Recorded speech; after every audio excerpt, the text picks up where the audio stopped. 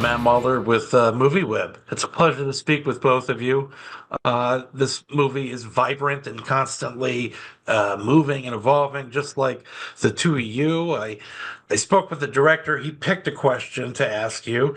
How was the experience of making this film? What was it like for you? Argumentative as anything, like because we're three filmmakers, that they're he's got a filmmaker point of view or how to exactly do it right, and then sometimes we're doing it right for in either of one of our eyes, and so there was always that going on, but for the Well, most part, it was okay. we're both sitcom trained. See, once you get sitcom trained, you learn to shut up. You learn to learn your lines and don't knock over the furniture. And if you got all that together, and make sure you get paid before you leave the gig, And then and we learned all that. Yeah, I mean we do that, but we just didn't pay attention to it. Yeah, and wait for the laugh track. You have to make sure. Um, the film shows I so personal in many ways. I mean, all this archival footage, it shows both of you growing up and your convergence. And you were both so radical in many ways. The culture was radical, had a revolutionary spirit. To compare that historical moment where you sort of came of age and blew up, to today, do you feel like the counterculture exists in any way, or is there any sort of that radical spirit left, either in comedy or the culture writ large? I'm waiting for him to emerge. I think that there's some also, if you have from the point of view of graphic artists too, because I have a big art collection, and that's where it started. Chicano art started as a political face of the movement. I'm waiting for that to happen.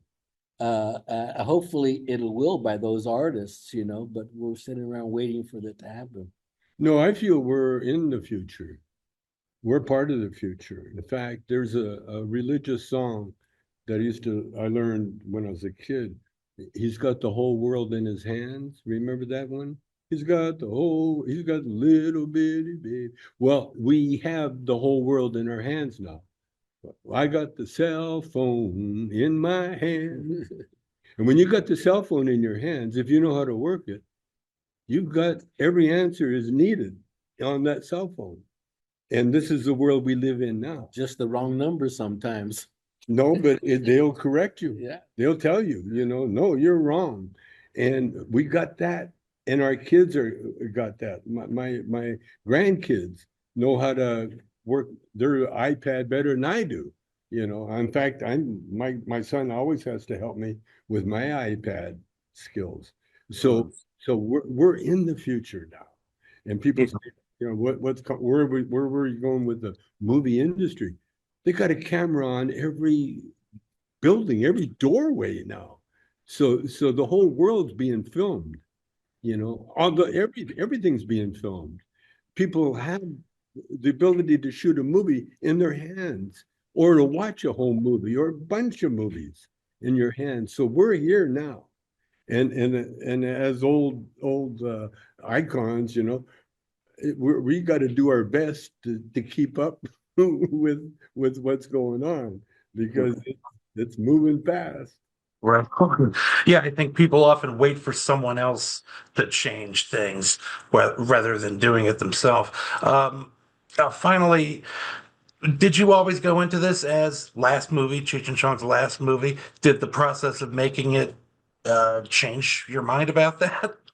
I don't think so. I think there's going to be other movies or other projects with other something from us as we go forward. It may not be a movie, it may be a string of like a series or something.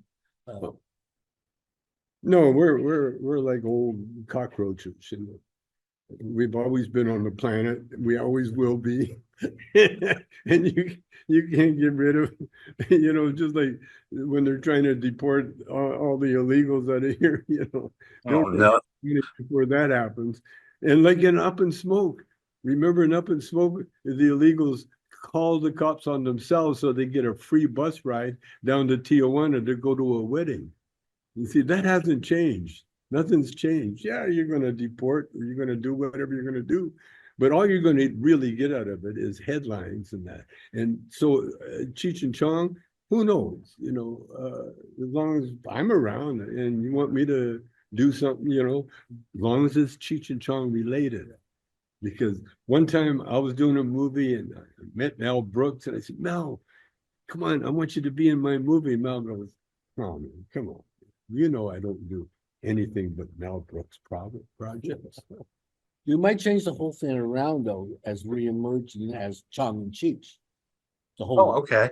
Or Chong, Cheech, and Brooks, maybe.